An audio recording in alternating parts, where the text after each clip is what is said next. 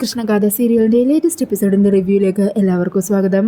അങ്ങനെ എപ്പിസോഡ് തുടങ്ങുമ്പോൾ തന്നെ കാണിക്കുന്നത് തൻ്റെ അമ്മാവനും അമ്മായും കൂടി കാണിച്ച കോപ്രായങ്ങൾക്കൊക്കെ നവീൻ അവരോട് മാപ്പ് ചോദിക്കും. സോറി മാഡം, അവരെ എത്ര കൊണ്ടാലും കേട്ടാലും പഠിക്കില്ല, അങ്ങനെ ഒരു വർഗമായി പോയി. എപ്പോൾ നോക്കിയാലും ഇതേ പല്ലവി തന്നെ പറയാനേ അവർക്ക് നേരമുള്ളൂ. അല്ലെങ്കിലും സമാജത്തിലോട്ട് പോകുന്ന കുടുംബങ്ങളെ തമ്മിൽ തല്ലിക്കണം, അതിലാണ് അവരുടെ സന്തോഷം. ഈ സമയം സിതാര പറയുന്നുണ്ട്, എന്താണെങ്കിലും നവീൻ അവരുടെ അത്തരം വാക്കുകളും ചതികളും ഒന്നും വീഴുന്നില്ലല്ലോ, അത് തന്നെ എൻ്റെ സന്തോഷം. ഈ സമയം ഗാഥയാണെങ്കിൽ സിനിയുടെ ചുവട്ടി പറയുന്നുണ്ട്, അവളെ എന്നെ നവീനെ ഒന്നിപ്പിക്കാതിരിക്കാനാ ഇടയ്ക്കിടയ്ക്ക് ഞങ്ങളുടെ ജീവിതത്തിലേക്ക് ഇടിച്ചു കയറി വരുന്നത്. അതിനവൾക്കുള്ള പണി ഞാൻ കൊടുത്തോളാം. അവൾ ഇനി എൻ്റെ ഒരു ജീവിതത്തിൽ ശല്യമായിട്ട് ഞാൻ നിർത്തില്ല. എനിക്ക് ചില കടുത്ത തീരുമാനങ്ങൾ തന്നെ എടുക്കാനുണ്ട് എന്നൊക്കെ ചെവിയിൽ സംസാരിച്ചുകൊണ്ടിരിക്കുകയാണ്. ഈ സമയം നവീൻ ചോദിക്കണേ, എന്തുപറ്റി, എന്താ നിങ്ങൾ രണ്ടാളും കൂടി സംസാരിക്കുന്നത്? ഒന്നുമില്ല, അവരെന്നെക്കുറിച്ച് പറഞ്ഞ കാര്യങ്ങളെക്കുറിച്ച് പറയുമായിരുന്നു. എന്തൊക്കെ കള്ളങ്ങളാണ് രണ്ടും കൂടി പറഞ്ഞുണ്ടാക്കുന്നത്. ഇത്രയും നാൾ അമ്മാവനെ കൊണ്ട് മാത്രമായിരുന്നു ശല്യം, ഇപ്പോൾ അമ്മായി കീർത്തിയൊക്കെ അതേ പല്ലവിയായിട്ട് തുടങ്ങിയിരിക്കുവാണല്ലോ. അന്നേരം നവീൻ പറഞ്ഞേ, താണതൊന്നും കാര്യമൊക്കെ ഉണ്ടെന്നേ, നമ്മളാരും അത് മൈൻഡാക്കാതിരുന്ന അവർ പതി അടങ്ങിക്കോളും. ഈ സമയം ഡോക്ടർ അങ്ങോട്ടേക്ക് വരുന്നുണ്ട്. സിതാരയ്ക്ക് ഇപ്പോൾ പ്രത്യേകിച്ച് കുഴപ്പമൊന്നുമില്ല, ഇനി വീട്ടിൽ പോയി റെസ്റ്റ് എടുത്താൽ മതി, ഇന്ന് തന്നെ ഡിസ്ചാർജ് ചെയ്യാം. അങ്ങനെ ഡോക്ടർ പറഞ്ഞത് കേൾക്കുന്നതും സുമിത്ര പറയണേ, അങ്ങനെയാണെങ്കിൽ നമുക്കെല്ലാവർക്കും കൂടി ഒരുമിച്ച് തന്നെ വീട്ടിലേക്ക് പോകാം. അതൊന്നും വേണ്ടെന്നേ, ഇവർ രണ്ടാളും എൻ്റെ കൂടെ ഉണ്ടല്ലോ, നിങ്ങൾ തിരിച്ചു പൊക്കോളൂ. പിന്നീട് കാണിക്കുന്നത് അടുക്കളയിൽ ജോലി ചെയ്തുകൊണ്ടിരിക്കുന്ന സുനന്ദേനെയാണ്. ഈ സമയം ഗാഥ സുനന്ദൻ്റെ അരികിലേക്ക് എത്തുക. അങ്ങനെ ഗാഥയെ കാണുന്നതും സുനന്ദ പെട്ടെന്ന് ഞെട്ടുക. എന്ത് പറ്റി മാഡം, എന്തെങ്കിലും വേണോ? കുറച്ച് വെള്ളം വേണം. അങ്ങനെ വെള്ളം എടുക്കാൻ പോകാൻ നേരം സുനന്ദനെ തടഞ്ഞുകൊണ്ട് ഗാഥ ചോദിക്കണേ, നിക്ക്, അവൾ എവിടെയാ ഉള്ളത്?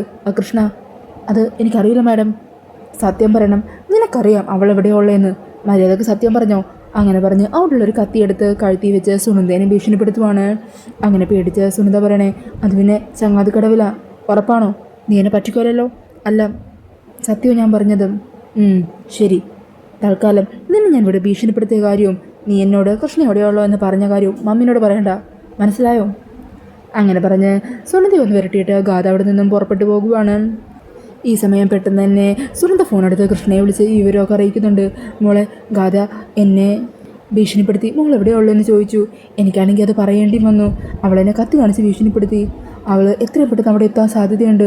മോളുടെ ജീവൻ എടുക്കാനായിരിക്കും അവളുടെ പ്ലാനും പദ്ധതിയും. എന്തോ കരുതിക്കുട്ടി തന്നെയാ ഗാഥ, മോളൊന്ന് സൂക്ഷിക്കണം. ഗാഥ എന്താണെന്ന് വെച്ചാൽ ചെയ്തോട്ടെ, ഗാഥ വരുന്നെങ്കിൽ വരട്ടെ. ഇതിനു മുമ്പും പലതവണ കൊല്ലുമെന്നും തല്ലുമെന്ന് പറഞ്ഞ് ഗാഥ ഭീഷണിപ്പെടുത്തിയിട്ടുള്ളതല്ലേ. ഇവിടെ ഞാൻ എൻ്റെ അച്ഛൻ്റെ ഒപ്പമാണ്, എൻ്റെ അച്ഛൻ എന്നെ കൂടെയുണ്ട്, എന്നെ ഒരബദ്ധത്തിലും പെടുത്താതെ സംരക്ഷിച്ചോളും. സുനന്ദേച്ചി അതൊന്നും ഓർത്ത് ടെൻഷനാവണ്ട കേട്ടോ. എന്നാലും മോൾ സൂക്ഷിക്കണം. ഞാൻ സൂക്ഷിച്ചോളാം സുനന്ദേച്ചി. പിന്നെയില്ലേ, ഗോപാലേട്ടൻ ഇവിടെ അല്ലേ ഇപ്പോൾ നിൽക്കുന്നത്, അപ്പോൾ സുനന്ദേച്ചിക്കും മോൾക്കും കൂടി ഇങ്ങോട്ട് വന്നൂടെ? ഇവിടെ നമുക്ക് എല്ലാവർക്കും കൂടി അടിച്ചു പൊളിക്കാന്നേ. ഞാൻ ഗോപാലേട്ടനും കൂടി ആലോചിച്ചിട്ട് തീരുമാനിക്കാം. അങ്ങനെ പറഞ്ഞ സുനന്ദ ഫോൺ കട്ട് ചെയ്യുവാണ്. പിന്നീട് കാണിക്കുന്നത് സിതാര സിനിയോട് പറയണേ, സിനി ഇപ്പോൾ ഗാഥ മോൾ വിളിച്ചിട്ട് പോവാം. അങ്ങനെ ഗാഥ സിതാര പറഞ്ഞതനുസരിച്ച് ഗാഥ അന്വേഷിച്ച് പോകുവാണ്. അങ്ങനെ റൂമിൽ പോയി സിനി പെട്ടെന്ന് തിരിച്ചു വരുക. ഗാഥ മാഡം റൂമിലൊന്നുമില്ല. അവൾ പിന്നെ ഇവിടെ പോയതാ? പുറത്തോടെ വണ്ടി ഉണ്ടോ എന്ന് നോക്ക്. ഈ സമയം സുനന്ദ അങ്ങോട്ടേക്ക് വന്നിട്ട് പറയണേ, അത് പിന്നെ ഗാഥ മാഡം എങ്ങോട്ടാണ് പോയെന്ന് എനിക്കറിയാം. കുറച്ച് നേരം മുമ്പ് അടുക്കളയിൽ കൃഷ്ണ എവിടെയാണെന്ന് ചോദിച്ചു വന്നിരുന്നു. എന്നെ ഭീഷണിപ്പെടുത്തുകയും ചെയ്തു. അപ്പോൾ എനിക്ക് കൃഷ്ണയുള്ള സ്ഥലം പറഞ്ഞു കൊടുക്കേണ്ടി വന്നു. അതേക്കുന്നതും സിതാര സിനി ഷോക്കാകുവാണ്. സിതാരോട് എന്നെ തന്നെ ഗാഥയുടെ ഫോണിലേക്ക് വിളിക്കുക. അന്നേരം ഗാഥ കോൾ എടുക്കുന്നുണ്ട്. മോളെ, നീ ഇവിടെയാ? അത് പിന്നെ മമ്മി, എനിക്ക് അത്യാവശ്യമായിട്ടൊരു സ്ഥലം വരെ പോകാനുണ്ട്. നീ എങ്ങോട്ടാണ് പോകുന്നത്? എനിക്കറിയാം നീ അങ്ങോട്ടാണ് പുറപ്പെട്ട് പോയിരിക്കുന്നതെന്ന്. അപ്പോൾ ആ സുനന്ദ എല്ലാം മമ്മിയോട് പറഞ്ഞു അല്ലേ? അറിഞ്ഞല്ലോ മമ്മി, ആ കൃഷ്ണയുടെ ദിക്കിലേക്ക് തന്നെയാണ് ഞാൻ പോകുന്നത്. അവൾ എന്നോടും എൻ്റെ മമ്മിയോടും കാണിച്ചതിനൊക്കെ എനിക്ക് പ്രതികാരം ചെയ്യണം. അവൾ എൻ്റെ നവീൻ്റെ ജീവിതം തകർത്തു, എൻ്റെ നവീനെ സ്വന്തമാക്കി. എന്നിട്ട് മമ്മി ആഗ്രഹിച്ച ടെൻഡർ അതും കൈക്കലാക്കിയില്ലേ അവൾ. എൻ്റെ മമ്മിയെ കൊല്ലാൻ പോലും നോക്കി. അങ്ങനെയുള്ളവളെ ഞാൻ വെറുതെ വിടുമെന്നാണോ മമ്മി വിചാരിച്ചു വെച്ചിരിക്കുന്നത്? ഒരു കാരണവശാലും വിടില്ല. അവളോട് ഞാൻ പ്രതികാരം ചെയ്തിരിക്കും. മമ്മി എനിക്ക് കാര്യം പറഞ്ഞ് വിളിക്കേണ്ട. അങ്ങനെ പറഞ്ഞ് ഗാഥ ഫോൺ കട്ട് ചെയ്യുവാണ്. ഈ സമയം സിതാര ടെൻഷനാകുക. അവൾ രണ്ടും കൽപ്പിച്ച് തന്നെയാണ്. ഞാൻ എത്രയൊക്കെ പറഞ്ഞിട്ടും അവളതൊന്നും കേൾക്കാൻ തയ്യാറാവുന്നില്ല. അവളെ നാട്ടിലേക്ക് പോയി കഴിഞ്ഞാൽ ആപത്താണ്. ആ ശ്രീനിവാസ് ഒരിക്കലും എൻ്റെ മോളെ കാണാൻ പാടില്ല. നീ എന്തിനാ കൃഷ്ണനുള്ള സ്ഥലം അവൾക്ക് പറഞ്ഞു കൊടുത്തത്? മാഡം, ഞാൻ പറയാതിരുന്നതാ, പക്ഷേ കത്തി കാണിച്ചെന്നെ ഭീഷണിപ്പെടുത്തി. അതാ എനിക്ക് പറയേണ്ടി വന്നത്. പിന്നീട് കാണിക്കുന്നത് ചങ്ങാതി കടവിലെത്തുന്ന ഗാഥനെയാണ് കേട്ടോ. ഈ സമയം ഗാഥപതിയെ മുഖമൊക്കെ മറിച്ച് അവിടെയുള്ളൊരു ചായക്കടയിൽ പുഴയേരം വീട്ടിലേക്ക് പോകാനുള്ള വഴി ചോദിക്കുവാണ്. നമ്മുടെ അനിയൻ സാറിൻ്റെ വീടാണോ എന്ന് പറഞ്ഞ വഴിയൊക്കെ അയാൾ പറഞ്ഞു കൊടുക്കുന്നുണ്ട് കേട്ടോ. അങ്ങനെ ഗാഥ കാറെടുത്ത് പോകാൻ നേരമായിരിക്കും ഗോപാലൻ അതുവഴി വരുന്നത്. ഈ സമയം ഗാഥ വെട്ടുന്നതിനെ വണ്ടി പിടിച്ച് പൊക്കളയുവാണ്. അന്നേരം ഗോപാലൻ പറഞ്ഞേ, അല്ല കൃഷ്ണമോളല്ലേ, മോളെന്താ എന്നെ കണ്ടിട്ട് മൈൻഡ് ചെയ്യാഞ്ഞത്? മോളിപ്പോഴാണ് വണ്ടി ഓടിക്കാൻ പഠിച്ചത്? അന്നേരം ആ ചായക്കടയിലെ ചേട്ടൻ ചോദിക്കണേ. അതെ, പുഴയരം വീട്ടിലേക്കുള്ള വഴി ചോദിച്ചു വന്ന ആളാം. അത് കേൾക്കുന്നതും ഗോപാലിന് സംശയം. കൃഷ്ണമോളാണെങ്കിൽ പുഴയരം വീട്ടിലേക്കുള്ള അഡ്രസ്സ് ചോദിക്കുമോ? അപ്പോൾ പിന്നെ അതാരാ? ഇനി ഗാഥയെങ്ങാനും ആയിരിക്കുമോ? ഗാഥ ഇങ്ങോട്ട് വരാനുള്ള ഒരു സാധ്യതയില്ല. എന്താണെങ്കിലും കൃഷ്ണയെ ഒന്ന് വിളിക്കാം എന്ന് പറഞ്ഞ് ഫോണിലേക്ക് വിളിക്കുവാണ്. എന്നാൽ കൃഷ്ണയുടെ ഫോൺ കിട്ടുന്നില്ല കേട്ടോ. ഈ സമയം മോളിക്കുട്ടീനെ വിളിക്കുമ്പോൾ മോളിക്കുട്ടി ഫോൺ എടുക്കുന്നില്ല. പിന്നീട് കാണിക്കുന്നത് ഗാഥ ഒരു ഗുണ്ടേനോട്ട് സംസാരിച്ചുകൊണ്ടിരിക്കുന്നതാണ്. അയാൾക്ക് അഡ്വാൻസ് ആയിട്ട് കുറച്ച് പണവും കൊടുക്കുന്നുണ്ട്. കൊല്ലേണ്ട ആളെ ആരാണെന്ന് ഞാൻ കാണിച്ചു തരാം. ഞാൻ നിങ്ങളുടെ കൂടെ തന്നെ ഉണ്ടാവും. വെറുതെ കൈയും കാലും തല്ലുപിടിച്ചാൽ പോരാ, അവൾ ഈ ഭൂമിയിൽ നിന്ന് തന്നെ ഇല്ലാതാക്കണം. ശരി മാഡം, മാഡം കൂടെ ഉണ്ടെങ്കിൽ പിന്നെ പ്രശ്നമില്ല. ആരാണെന്ന് ഞങ്ങൾക്ക് കാണിച്ചു തന്നാൽ മാത്രം മതി. കൃത്യമായിട്ട് കഥ കഴിച്ചിരിക്കും. പിന്നീട് ഗാഥ സിത്താരയുടെ ഫോണിലേക്ക് വിളിക്കുന്നതാ. ഹലോ മമ്മി, ഞാൻ ഒരു ഫ്രണ്ടിൻ്റെ വീട്ടിലേക്ക് പോയിക്കൊണ്ടിരിക്കുക. വരാനായിട്ട് കുറച്ച് വൈകും. അന്നേരം സിത്താര പറഞ്ഞേ, ഗാഥ നിൻ്റെ ഉദ്ദേശം എന്താണെന്ന് എനിക്ക് നല്ലപോലെ അറിയാം. മര്യാദക്ക് നീ തിരിച്ചു വാ. ഇല്ല മമ്മി, മമ്മിക്കെല്ലാം അറിയാലോ. ആ കൃഷ്ണയുടെ ജീവൻ എടുക്കാൻ തന്നെയാണ് എൻ്റെ ഉദ്ദേശം. മമ്മി എത്രയൊക്കെ പറഞ്ഞാലും തടയാൻ ശ്രമിച്ചാലും ശരി, എൻ്റെ തീരുമാനത്തിൽ ഒരു മാറ്റമില്ല. മമ്മിക്ക് ചിലപ്പോൾ അവളോട് ക്ഷമിക്കാൻ പറ്റിയിരിക്കും. പക്ഷേ എൻ്റെ ജീവിതം തകർക്കാൻ നോക്കിയതും എൻ്റെ മമ്മീനെ കൊല്ലാൻ നോക്കിയതൊന്നും എനിക്കെങ്ങനെ മറന്നു കളയാൻ പറ്റില്ല. അതിനവൾ അനുഭവിച്ചിരിക്കും. ഇനി മമ്മി എന്നെ വിളിക്കണ്ട. പിന്നെ ഞാൻ വരാൻ ലേറ്റ് ആവും. അക്കാര്യം പറയാനാ ഞാൻ വിളിച്ചതിപ്പോൾ. അങ്ങനെ പറഞ്ഞ് ഗാഥ അപ്പം തന്നെ ഫോൺ കട്ട് ചെയ്യുവാണ്. ഈ സമയം സിത്താര ടെൻഷനില്ല. അവൾ എത്ര തന്നെ പറഞ്ഞിട്ടും കേൾക്കുന്നില്ല. അവൾ കൃഷ്ണയെ കണ്ട പ്രശ്നമോ, ശ്രീനിവാസനെ കണ്ട അതിലും വലിയ പ്രശ്നമോ. നമുക്കും എത്ര വേഗം അങ്ങോട്ട് പോകാം സിനി.